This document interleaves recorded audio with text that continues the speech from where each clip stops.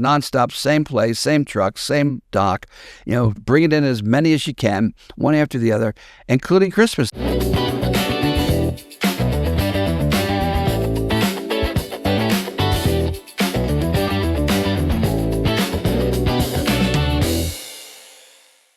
Hi, everybody, and welcome back to yet another episode of Becoming the King of Pots. Today is our holidays special, and we're going to talk about, what it's like to spend the holidays as a big drug kingpin. And with me, as always, of course, Bruce Perlowin, the King of Pot. Bruce, how's it going? And happy holidays to you, sir. Thank you, and I want to wish everybody out there listening to this podcast a very happy holiday season. Yes, and I would agree. But before we get started, make sure you stick around to the end because today we're going to announce a special contest that we're having where we're going to give away a bunch of King of Pot merchandise with some very, very simple qualifications. So stick around for the end of the show and you will see all of that. So Bruce, here you are, you're smuggling weed in Florida, you're smuggling weed in California. You are building a huge organization. You got 200 people in your organization that really look to you for leadership and, success. But what's it like during the holidays? Because we know the plants don't know that it's Christmas, right? But do the smugglers know it's Christmas, and do things change at all? Well, let's go over the December smuggling reality. Reality Okay. was that Colombia, the harvest comes in right around December 1st. Okay, so December 1st, the harvest is happening. By the 15th, the harvest is in bales and ready to ship to Florida. Okay, Right. This is going back in the beginning. All right, it's a little bit of a different story out west when I moved to California, and we'll get into that in the second piece of this.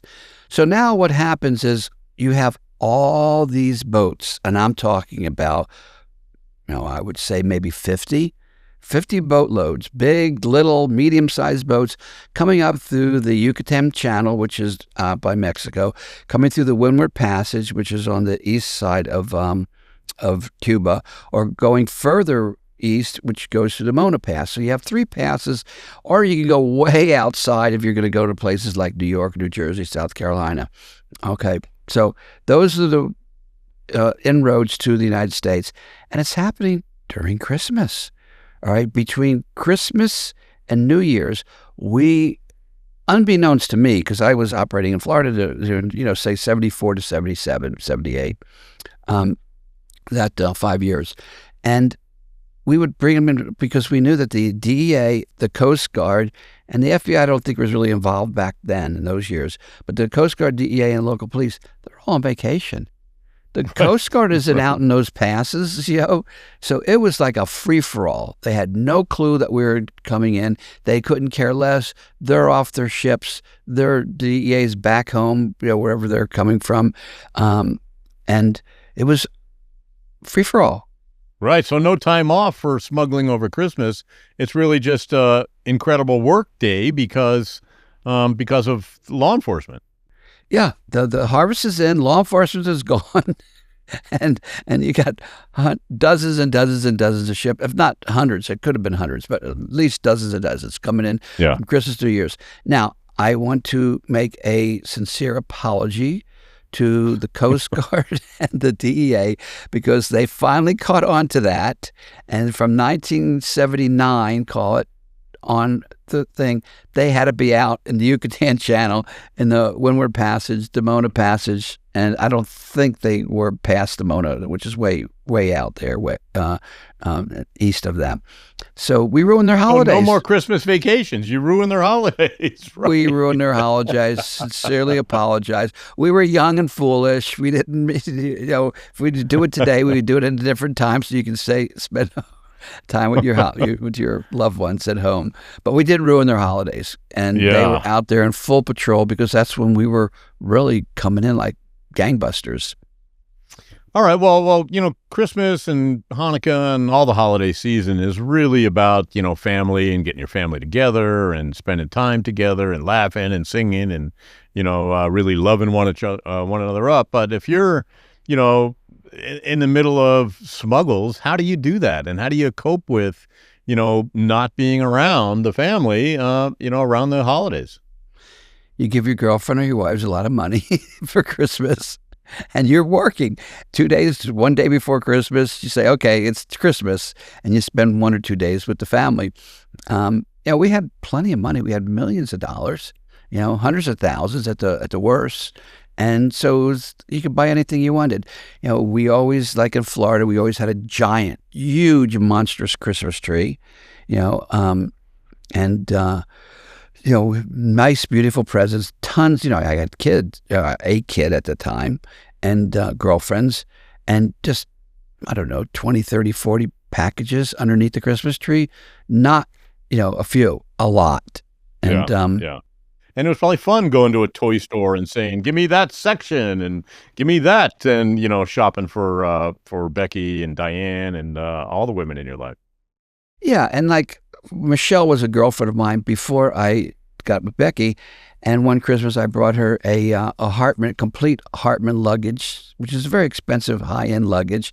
So nothing ostentatious, and then she got a bunch of Thai sticks too for Christmas, because in Florida we had access to anything you wanted. Right. Thai sticks, hash oil, hash, Quaaludes, whatever was on the menu. If we wanted it, it was available to us. So she liked Thai sticks, so I got her some. Bobo, who worked for me, he was like a right-hand man. He got like $1,000, bonus. Now $1,000 in 75, 76, that's an easy, 8,000 today. So that's a nice chunk of bonus. And what would you receive for Christmas? What did the King of Pot get as gifts for Christmas, either from your crew or from your family? One time Becky and Michelle got me some opium. All right. And I never smoked opium. I didn't know what it was, Yeah. And so they said, "Here, smoke it." And I smoked it. And it was the most amazing experience I had. And then they said afterwards, an hour later or something, whatever, went wears off. She goes, "Now you see why we never gave you opium before." Aha. That was my first and only opium experience. Right. But that was a Christmas present. And I really don't remember. One of the things we had to do on Christmas is police ourselves and our organizations. Don't go out and buy a brand new car. Don't go out and buy a brand new boat. Don't go out and buy super expensive clothes like fur coats. Don't go out and buy gold jewelry. Be cool.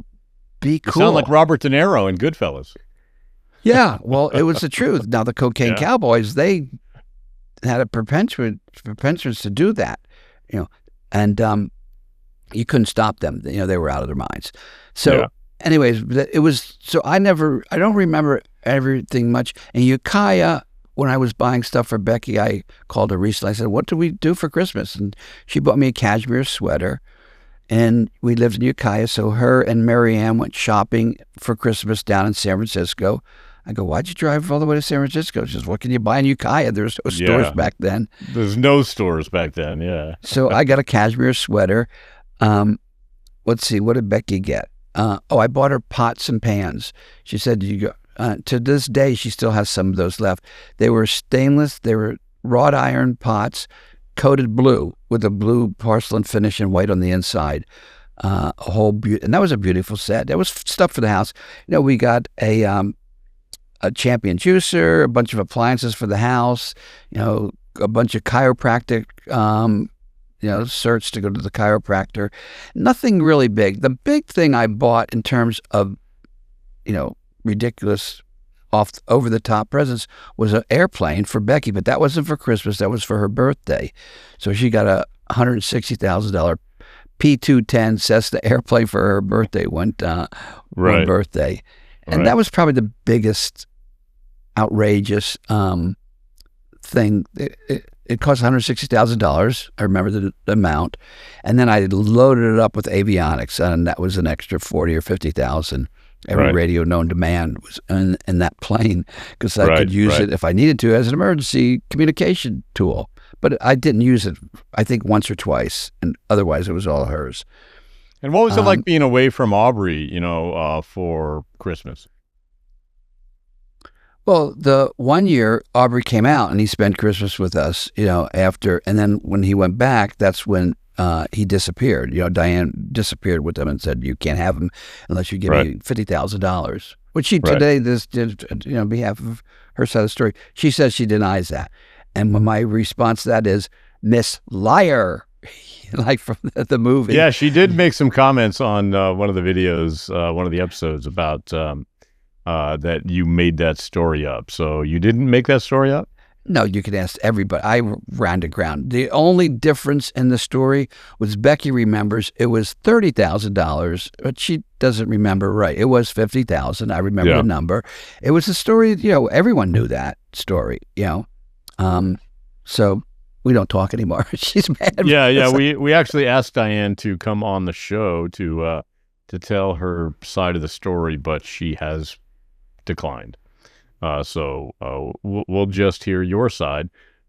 So you have you have Christmas with Aubrey here in California, but then the next year you don't, and then the next year after that you don't, and then the next year after that you don't, and the previous years you didn't. So what's that like? No, it didn't faze me because I had Jeremy. So the focus was Jeremy. He got all the presents. Right. So, forget that kid. I got a new kid, right? Well, that's what Diane said. You got a new kid. Now you don't have to see this one anymore, which was just completely wrong.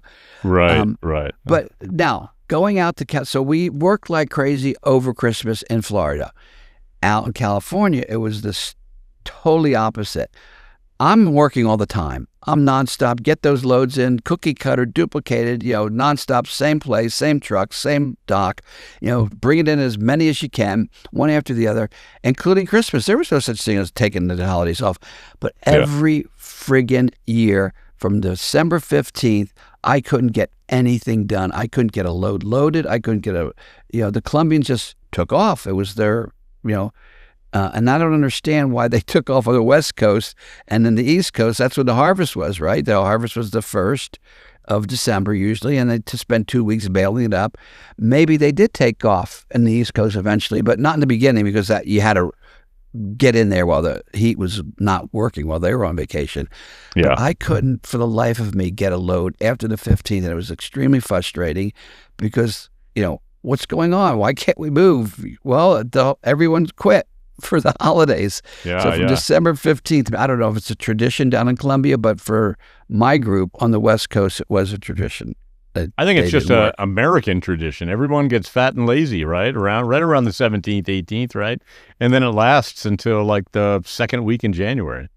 Yeah. You can't get a business deal done. You can't raise money. You can't, make a deal with somebody. It's just impossible to get somebody to think about business serious during this time. So it's interesting how it was the same way, all those years ago with the smuggling world. Yeah. Now, there is one little story I can tell about, it's not an exciting story, sort of exciting. After Christmas. Boy, the lead up to that, I'm just at the edge of my seat. Is it exciting or is it not exciting? We're going to find out in a second. It was sort of cool to me. We have this giant Christmas tree in Ukiah. That's one thing we always had, giant Christmas trees loaded with presents. No menorahs? You didn't have a giant menorah? No, recently I have. Oh, yeah. But with Becky, no. Because she wasn't Jewish. My current girlfriend is Jewish, my fiance. So we do menorah and Christmas tree. Nice. So anyways, Christmas is over, take the decorations off the tree, and now you have this tree, this dead tree there. It's not dead, but, it's got green branches still. So I took a bunch of the green. Now, we had a fireplace. So you had the fireplace here, and right next to it, a little further away, so there's no heat on it, was the Christmas tree. So I'd cut the branches off, or the scissors or a knife or a saw, and I would throw them into the fireplace, and it would burn. Okay, and they burned great. It smells great because the fireplace the roof was angled like this, and the fireplace was right here. So the heat would go up, and it would hit the roof, and it would channel the heat up to the master bedroom, which had a balcony. So the heat would go right up into the master bedroom, which was great. A really good design. So I take a big bunch of branches, and I threw too many branches into the fire at one time, and the friggin' they caught in the flamed up, one up, one up the wall and burnt to a lot of this wood on the roof. All right, so now we have this charred roof, and we're renting. We were renting with an option to buy. So, luckily the roof didn't catch on fire, but it really charred it and made it black. So the owners of the house came in that we were buying it from, or renting with an option to buy, and they replaced the whole roof. It must have happened again because I just went back there recently, 40 years later, and the same thing. I guess I did it the next year, but I didn't do as many, and the black stain from the burnt leaves is still up on that roof. Nobody ever sanded it off and cleaned it. I would have sanded it if I rebought the house back, but I decided, I'm in Tennessee, not in Ukiah. I'm not a fugitive. I don't need to live down 4 miles down a dirt road and at a very, very expensive to maintain, fortress, as we've covered in previous episodes. Yeah, no, it certainly was. And so Christmas time was a time of work, a time of what did you do for the crew? I mean, did you ever give out, big bonuses, or did you buy them, I don't know what people were doing for Christmas back in the 70s. I asked Craig, he says, I gave everybody a bag of cocaine, a little bag, like a gram, remember Craig at his famous cocaine parties. Cocaine and hooker parties. Yes, exactly. Right. With his 32 girlfriends. Right. Exactly. We haven't determined 28 girlfriends. It runs the gamut from 28 to 32 to 38. We're not sure which was in Florida, which ones were in California. So his Christmases would have been crazy. I mean, you got to buy all those gifts for all those girls. Yeah, and he gave out. Now, one Christmas, I remember with Becky, this was really cool. One of the things we did, we had all the workers at the house, so we knew when they were working. Let's say Rick Couples, okay, he was at the house working. So we would go out and buy a bunch of presents for all these workers, or the landscaper, or Al Dietz, the guy building the road up the top of the hill. And we would go to their house with a present that we bought.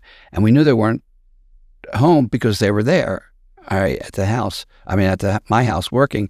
And we would sneak into their house. Back it's the country. A lot of people did not lock their doors. It was just, we didn't need to. And we'd go into the house and we'd hide a present somewhere, like up in the cabinet or the sinks, where they wouldn't find it immediately, or underneath the sink, or underneath their bed, or in the bathroom cabinet. And we did that with about 6 or 7 places. And if somebody happened to be home, like their girlfriends or their wives were home, or their kids were home, nobody had kids. They were all too young back then. Well, we did. I guess some of them had babies. And we would just give them the present, say, here. And if we couldn't get in the house, we would leave it on the front porch. So we felt like Santa Claus running around giving presents out. And that was a blast. That was really made us feel very joyful to be able to do something like that. And they were nice presents. And how was that received by the crew? I bet everybody loved it, huh? They all loved it. Some guys didn't find it for 2 weeks. Right. We found 2 weeks later, we opened up the cabinet, and there's this present from you guys. Thank you. So we were getting a thank you for the next 2 weeks, sometimes 3. But that was a very rewarding and very mischievous, sneaky thing to do, but a good mischievous, sneaky thing.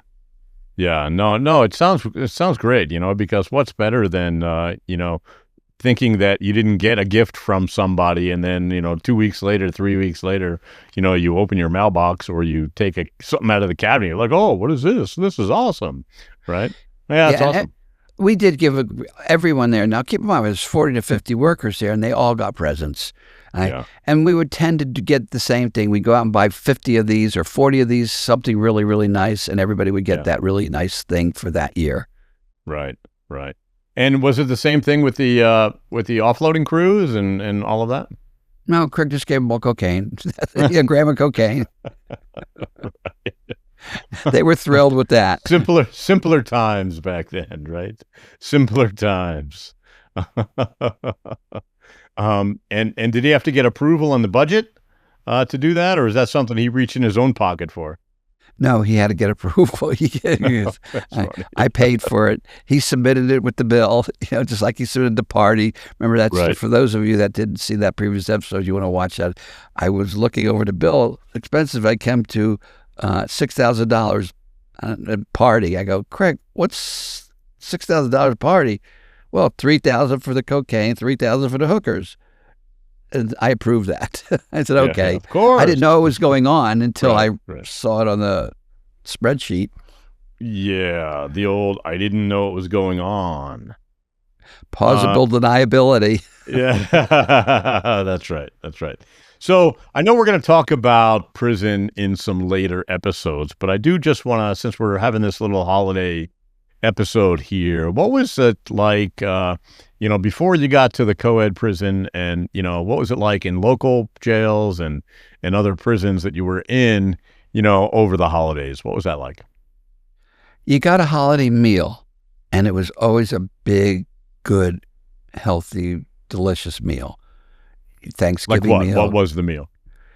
I don't remember, but I know it was big. Okay. I remember Thanksgiving was obviously turkey, big turkey meals and stuffing and mashed potatoes and cranberries. I heard the food in prison got way worse after my journey into prison. Yeah. But I didn't have a bad time at prison at all. In fact, when we get to that part of the podcast, you'll see how hysterical and funny it was and how productive it was in terms of, learn, grow, and study, for 9 years. Sure. So yeah, we'll talk about that. But right now, what about Christmas time? You have 2 kids now. You're in prison, and what's that like? I mean, I know you're sending your kids $5 a week, right? In a in a letter. But what was Christmas like? They get a Christmas letter, a couple Christmas letters, 2 weeks before Christmas. Each one of them were, Christmas theme. And, sometimes I get a visit. Sometimes Becky would bring Reese over to visit me in prison on Christmas. I don't really remember. Christmas sort of came and went. I was in co-ed prison, so for the women it was way worse because they're much more, attached to the children than men are, just as a general rule. So it sort of just came and went, and people were sad that they couldn't be home with their family, but it wasn't devastating or anything like that. Right. Right. And did you guys do like inmate gifts? And did you do a gift exchange in prison? Cards. There was always a prison artist or two, and they would make amazingly, incredibly artistic cards. So I would send cards out to everybody in my family, and I would buy them from the artist, so gave them money, and they were really cool cards. I mean, these are good artists. And I'm just saying, but I'm not sure I ever received a fancy schmancy Bruce Christmas card while you were in prison. I'll just be over here without a card, I guess. So that you didn't count. Okay, it was just the close. Although you would have counted if I had, if I was more organized. If I had a secretary, you would have been in. Right. Yeah, they don't allow you a secretary in prison. What's up with that? I don't know. They didn't allow us a lot of stuff. Right. All right. So anything else for the Christmas episode here that you want to chat about, and what it was like, smuggling during the holidays? No, just, again, we want to wish everybody out there a happy holiday season. For anybody who has a loved one, especially all the marijuana prisoners, you want to support and help maybe the nonprofits, people like Freedom Grow Forever, freedomgrowforever.com, the Last Prisoner Project, and a couple others, Stacy from the Cannabis. They support and help the prisoners, especially during the holiday season. So if you want to help nonviolent marijuana prisoners, those are the organizations that are helping them during this probably emotional, distraught time that they can't be at home with their families. So wishing them all you guys that are still in prison for a nonviolent marijuana offense, I feel for you. I was there, and I think it's unfair. Not maybe unfair in my case, but unfair in your cases. That much time for just a small amount of marijuana. Well, you're right. Nobody should be in prison for a plant, especially if it's legal in their state these days, right? The fact that people are doing time in states where pot is legal is just the biggest hypocrisy in our criminal justice system. That's for sure. So Bruce, so happy holidays to you and your family, which is also my family. And I would say happy holidays to me and my family, right? And certainly happy holidays to, everybody who's been supporting us here at Becoming the King of Pot. And again, show your support by simply clicking our subscribe button. Make sure you like everything and stick around, because now we're going to tell you how to win some Becoming the King of Pot cash and prizes. No cash, just prizes. We have a massive announcement. We're giving you a chance to win some exclusive King of Pot collectible gear. That's right, we're having a King of Pot contest where you can win exclusive merchandise. We're running a special contest right now, and the rules couldn't be simpler. You could win a collectible Bruce Perlowin hemp joint or an official Becoming the King of Pot coffee mug. Here's how to enter the giveaway and become eligible to win. It's simple. Step 1, click the link. Find the link in the description of this video to visit our Becoming the King of Pot YouTube page. Step 2, hit subscribe. Once you're there, make sure you subscribe to the channel. This is the key. And step number 3, simply leave a comment on this very video. That's right, just drop a comment. Tell us which episode has been your favorite so far, or what you're most excited to hear Bruce talk about next. And then step 4, get your number. That's right, we will personally reply to your comment and assign you a unique entry number. That's your ticket into the draw. It's that easy. Click, subscribe, comment, get your number, and then we'll be picking the winners and the prizes. So, we'll be using a random number generator to select one lucky winner from all the entries. Mark your calendars. The winner will be chosen January 2nd, 2026. And what do you get? Well, you get an amazing collectible Bruce Perlowin hemp joint, a truly unique piece of memorabilia. And you also get a classic Becoming the King of Pot coffee mug to fuel your next listen. So, make sure you get to our YouTube page, follow all of these steps, and if you need to hear this again, just click play. If you need to read it again, just look below, and we want to see you get involved in the new King of Pot contest.